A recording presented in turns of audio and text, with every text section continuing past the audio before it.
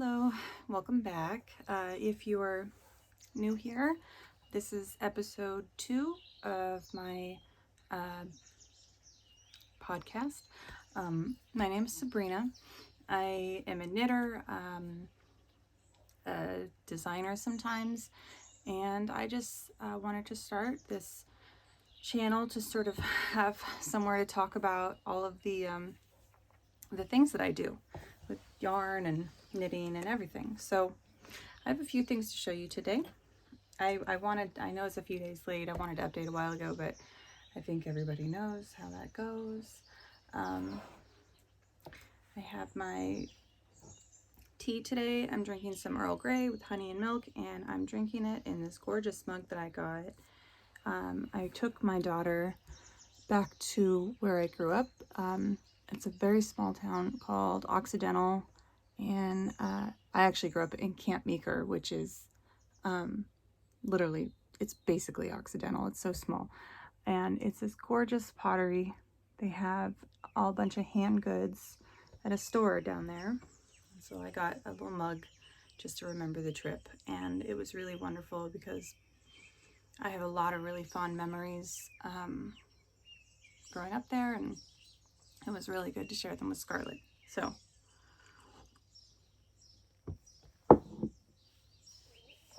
and actually I am wearing my Occidental shawl,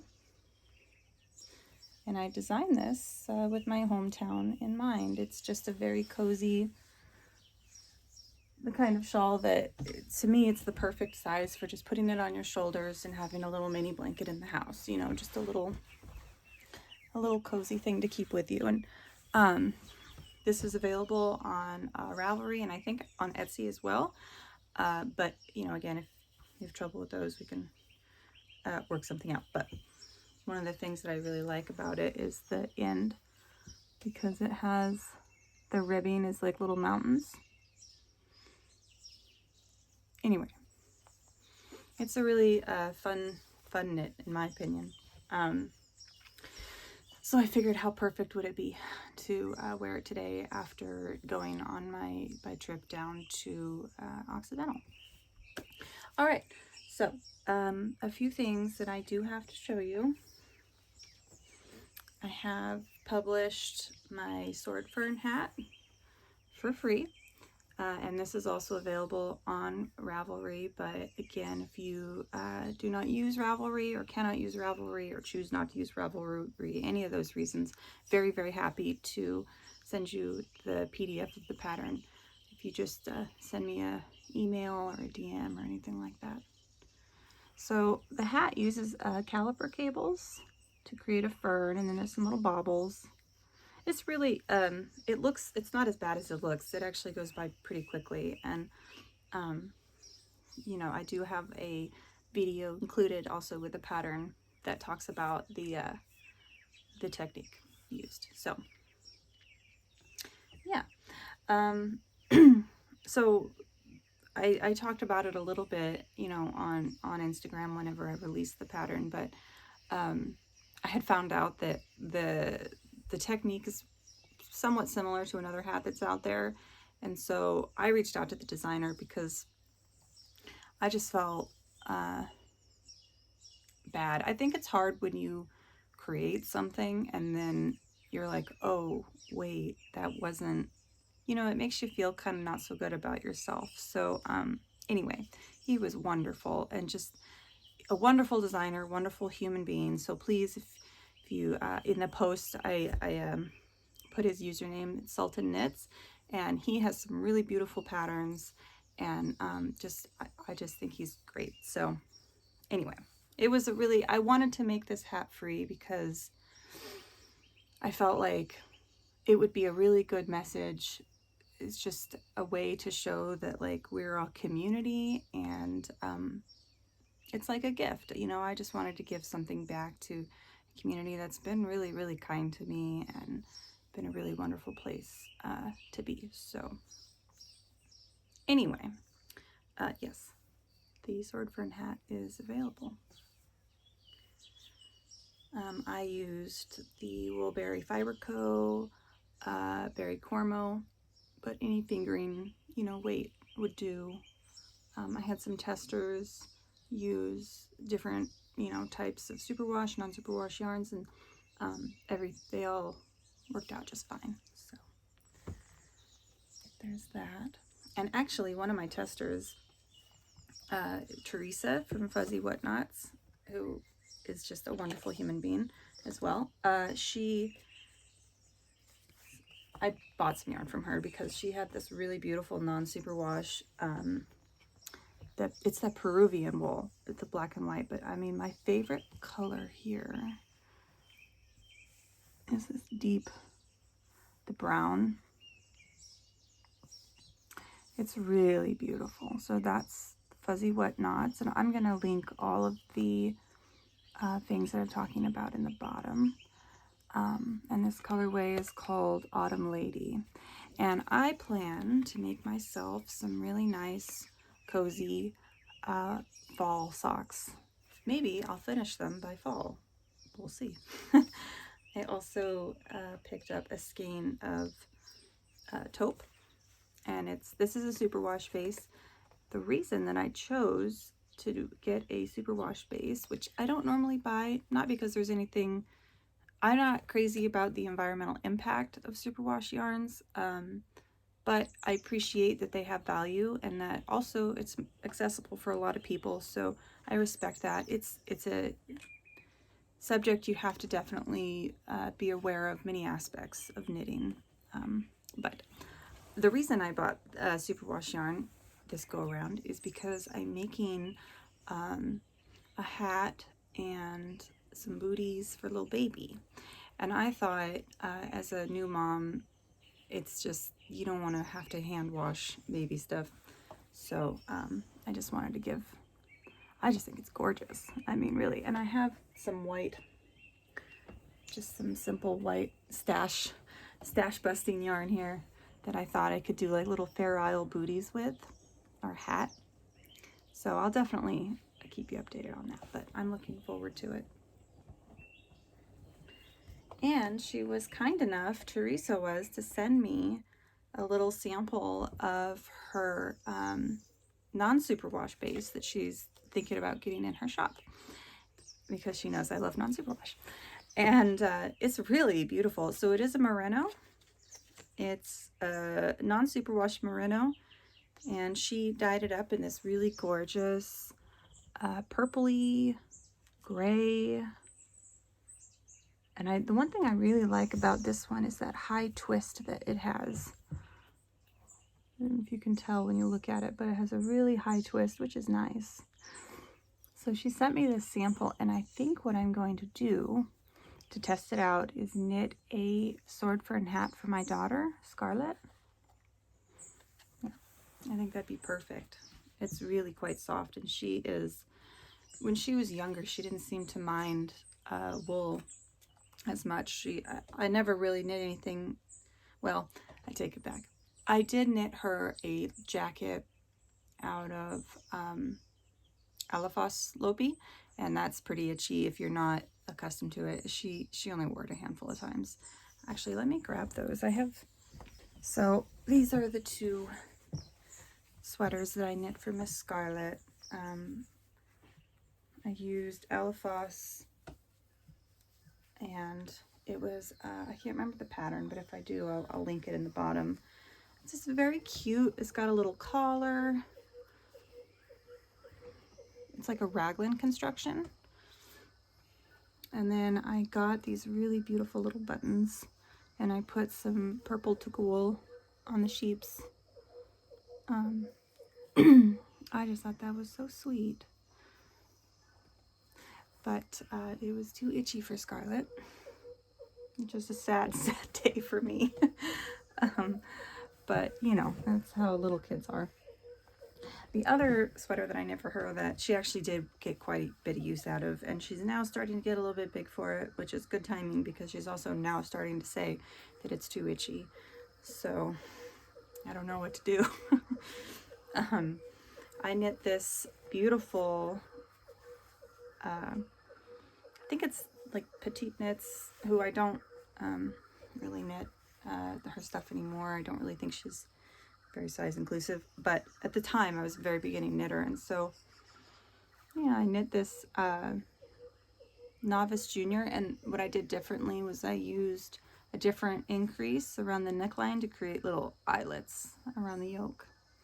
I really love this sweater, and I used Serrano and rose quartz held with Isager, or no, not Isager, Knitting for Olive, soft silk mohair in the dusty rose colorway. And this sweater, I mean, it changes color in different light. It's just beautiful. I don't know, I want to reuse the yarn in something else for her, but I also can't bear to bring myself to undo it because it's very sentimental.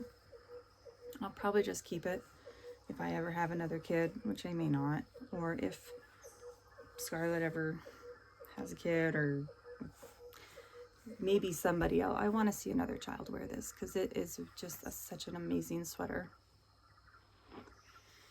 So, yeah. I feel like I talked a lot about, I had a little organized things I was going to say. I don't know what happened. I get excited, and when I get excited, I probably get a little bit out of my alignment.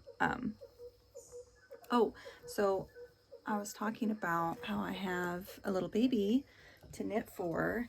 A family member is going to have a little baby, and that's who I bought the taupe for, so I could make some accessories.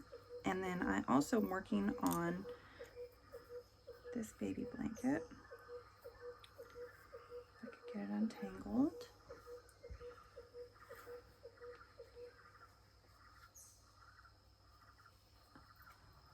And this is the Nat Red Wolf, her Faun. I think it's the Faun blanket. She has two baby blankets. One is a smaller or worsted weight, and one is a Aran weight. And this is her heavier weight blanket. And so, again, I'm using a superwash wool for this because I really want them to have ease of being able to wash it. If it was for me, I probably wouldn't, but that's because I'm used to, I mean, to be honest with you, I probably don't even really wash my wool stuff that much anyway. Wool doesn't really hold odors, you know. I mean, I probably wash my socks a little bit more, but even them, I don't overdo it. Anyway, it's a really, really beautiful pattern. It's going nice and quick, and I really think that it's going to be gorgeous when it's done. I'm using some yarn that I had picked up on sale. I was on a bit of a budget when I was putting this one together, so it's like Cloudborn, I think. I don't know. I'll put it underneath, but it's just a budget yarn basically that I thought was nice and soft and easy care for a baby and people that don't, you know, use a lot of wool. Yeah, let's see. Oh, so there was something I wanted to talk about. I have knit a pattern that I still need to get tech edited. I'm working on it. I just have a lot going on, so sometimes it's really hard to take the time to sit down and focus on these things. But I have my Diamondback sweater here that I would like to have come out soon because it really is an extremely comfy sweater, but it is a heavy sweater, so probably more suited for winter.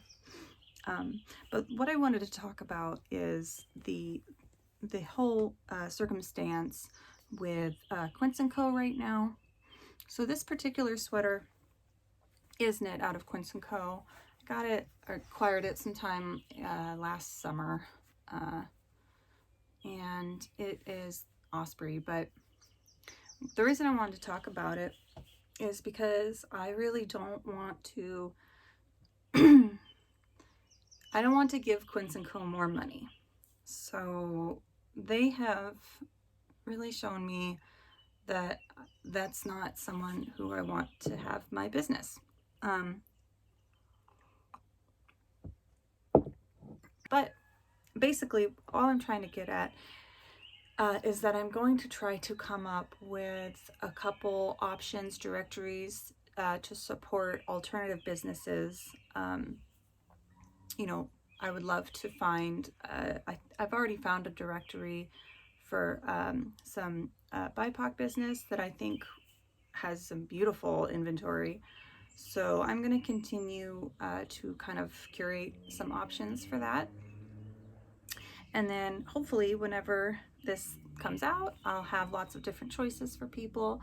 You know, I mean, I also still have one Quince & Co. yarn in my stash, but I will not be designing with it. I'll probably use it on like a personal knit.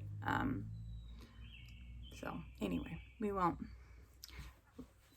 stay here all day, but I really wanted to mention that.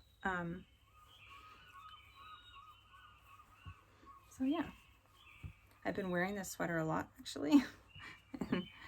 and I really love it. It's really warm. It is like super wearable if you just want to toss a pullover on and like go run down to the grocery store, but it's freezing outside. It's a nice, cozy, everyday kind of pullover sweater. So I am going to be getting that tech edited soon, and then looking for testers. And then I also have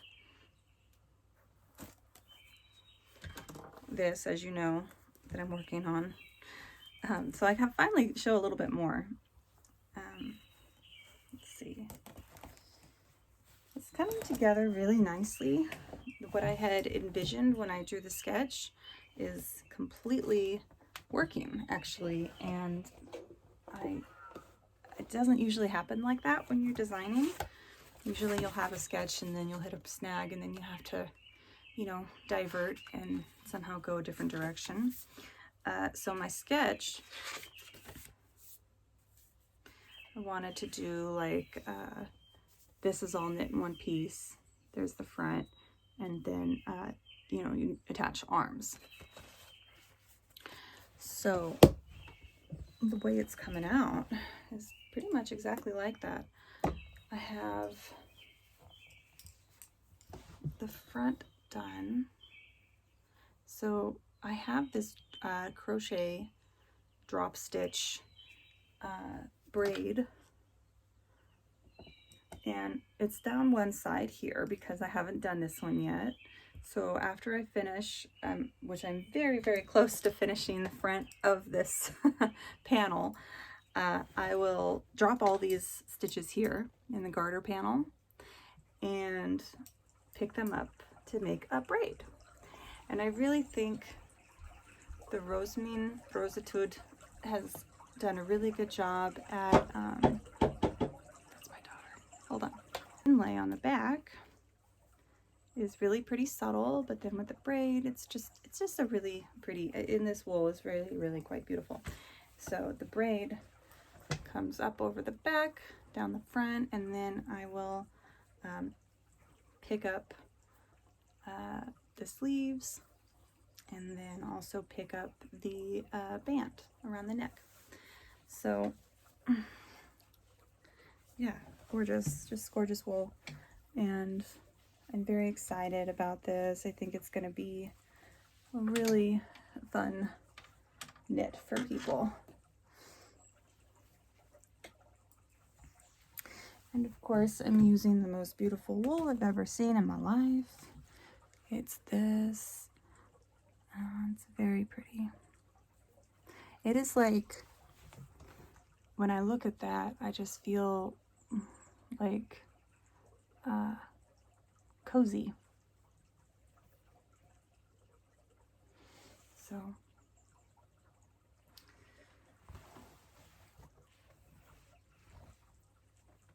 yeah.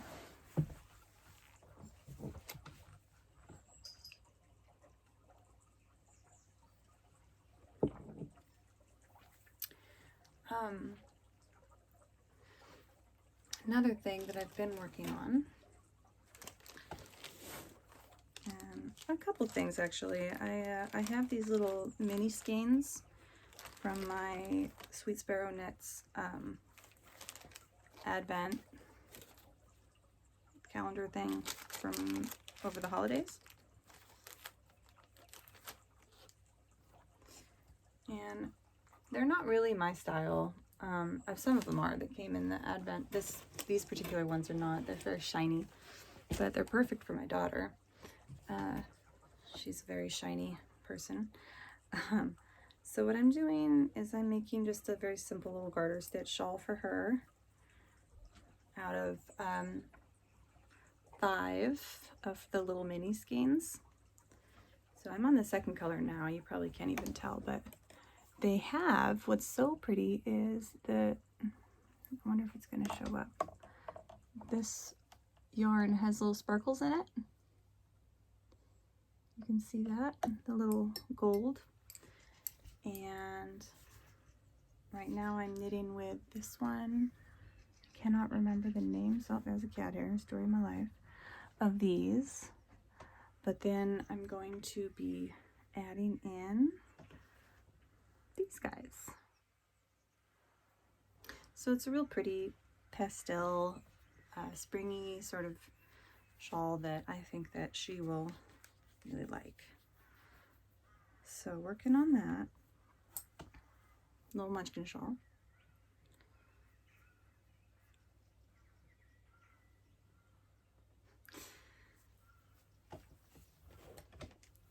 And then also I have my socks that I'm knitting with my Garthenor Snowdonia sock.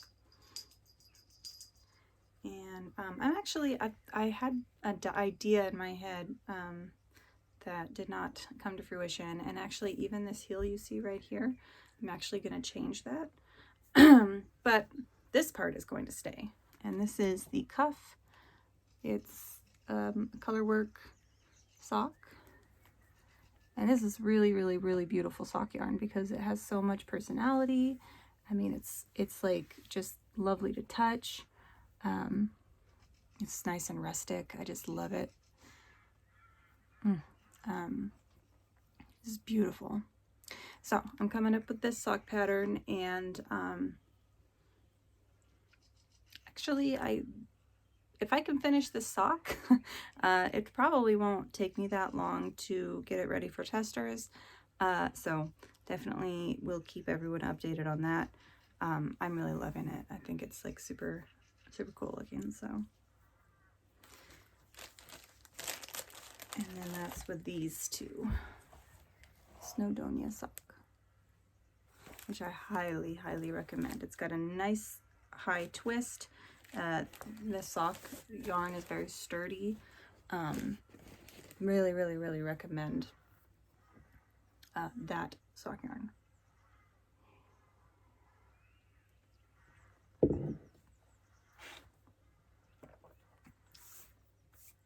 All right.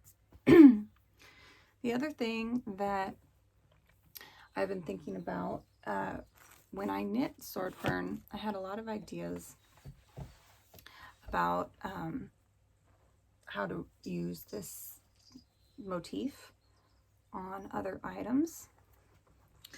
And one of my ideas that I had was a sweater. This is a very, very rough sketch, but so I thought, you know, it might be cool to do the sweater and then have the ferns coming down and then some baubles all in there. I've ordered the yarn.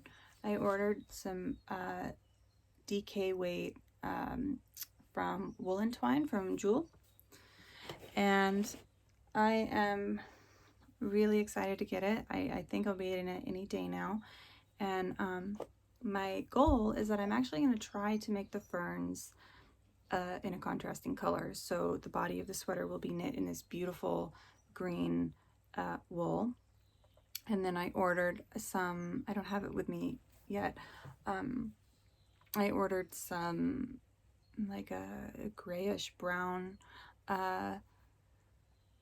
DK weight from Fiber and Forge, which is Canadian wool supplier, and they have, I love that each one of their yarns is actually named after the sheep that it came from, because I really think it shows like the respect for the animal. That's a really big thing for me. You know, whenever I actually didn't use wool for a really long time, and so I really like supporting wools that come from a source that you know about. It's just so important to me to be knitting with wools that came from sheep that were treated well and happy and respectfully. It's where I get my joy. You know, a lot of the stuff that I'm showing you today is definitely that case. The Snowdonia, I know for sure, is they're very involved. I actually have something else to show you that I have too many things going on, I think. I mean, oh, the Nutiden. I mean, that is an example of their own sheep, and you can tell that they love what they do, and I just think that's beautiful. I would love to have sheep one day if we ever have space.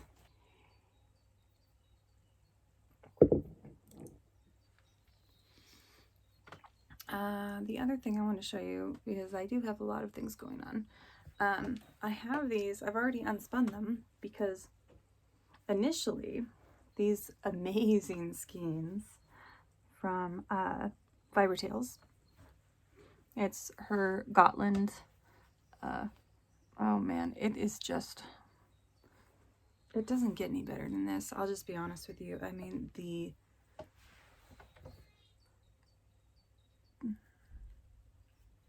oh, I hope my camera can actually show it off.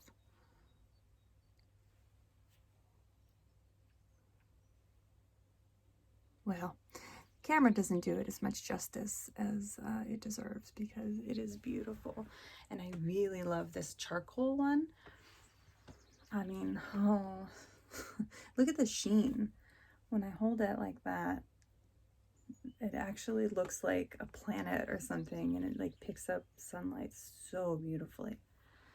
Really, really gorgeous wool. This is like, I'm a huge fan of rustic breed specific yarns, and this is basically like what I live for. So I have a shawl design in mind. I don't think my sketch is good enough to show right now. And I have an idea for it.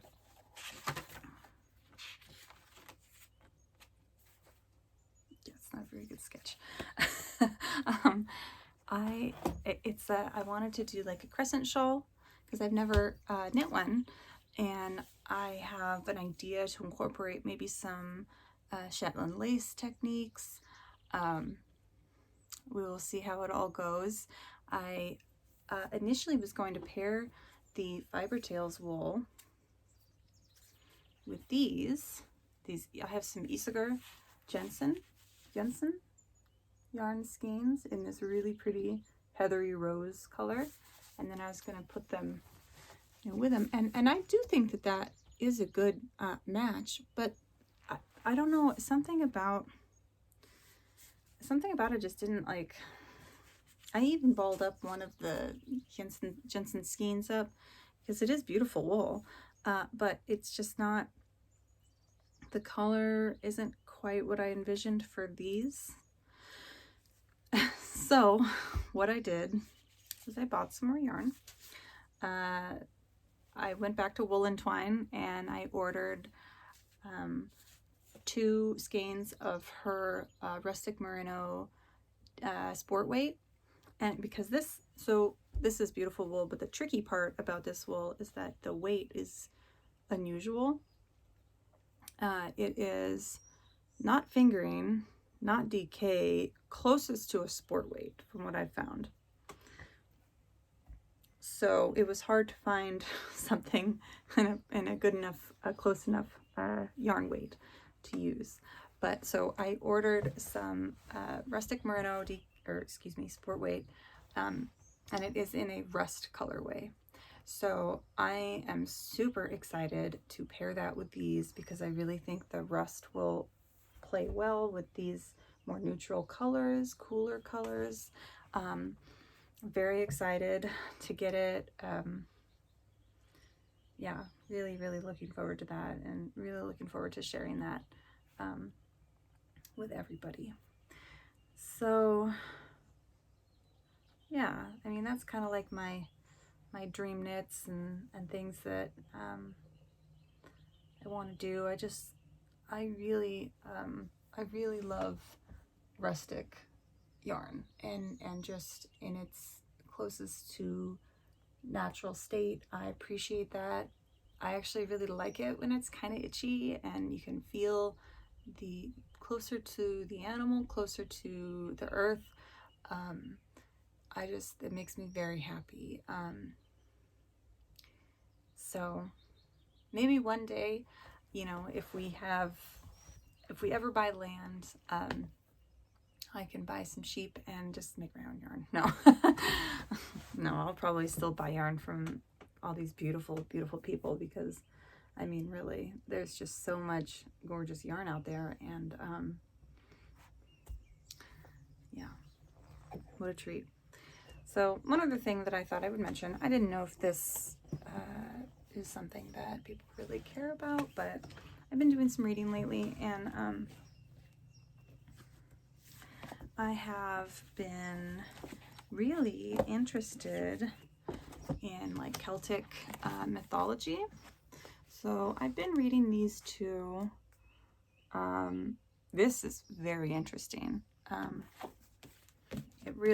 It pretty much has everything you wanted to know and never heard about in here. And then I picked this one up the other day at a bookstore, and it's really cool. It has man. It has different sites and artifacts that have been found. It's just a dictionary of all of the myths and legends of the Celtic people. So it was just a fun little find. Yeah. And then this one I've just been reading just because it's just interesting, the Poetic Edda. And I tend to read things like this because I'm really into history. Not so much like current history. I mean, I'm aware, but I really love ancient history and civilizations like before modern times.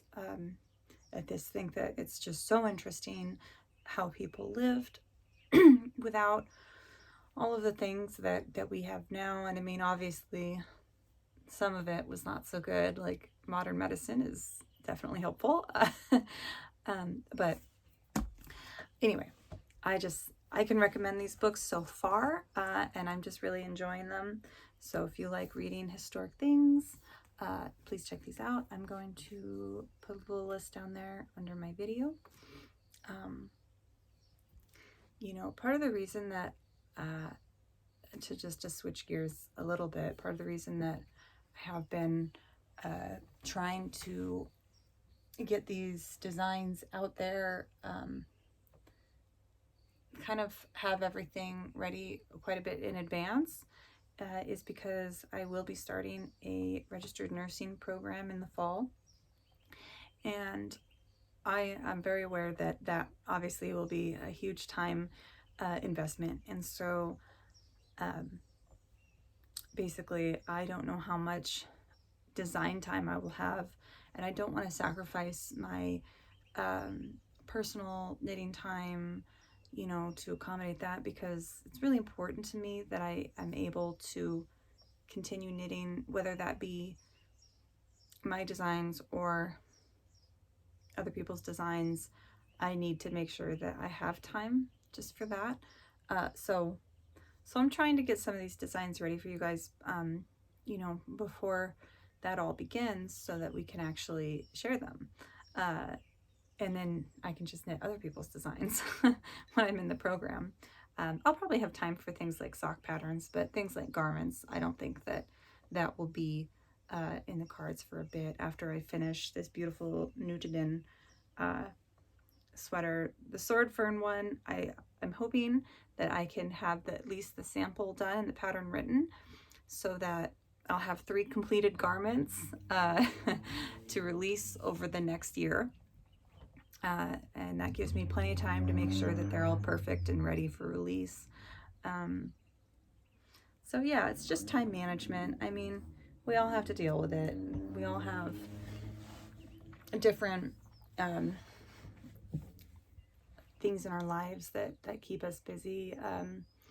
Even just, I didn't think it would be so hard for me to find like an hour of the day to sit here and talk with you guys, but I'm really glad I was able to sit with you today and share some of my yarn life with you. So I feel like I rambled a lot in this video and I ping-ponged all over the place, so hopefully it wasn't too chaotic. Hopefully it was still enjoyable to sit with me.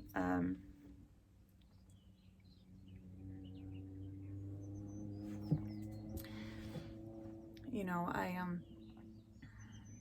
don't want this space when you come here to be stressful or intense. When you come here and you sit with me, I want you to be just as relaxed as I'm trying to be. And just know that there's no rush here. We're just gonna talk. And yeah, so anyway, I hope I've achieved that. You know, this is really makes me happy. All of these things make me really happy, and I hope that that shows, and I hope that you all get some joy out of sitting here. I have some beautiful nature clips that I'm probably going to be interjecting either before the sit down and chat portion or after. Anyway, so I think that's all I've got for today. So enjoy nature, get out and in the sun if you have the sun where you are. If not, enjoy the snow. So yeah, bye.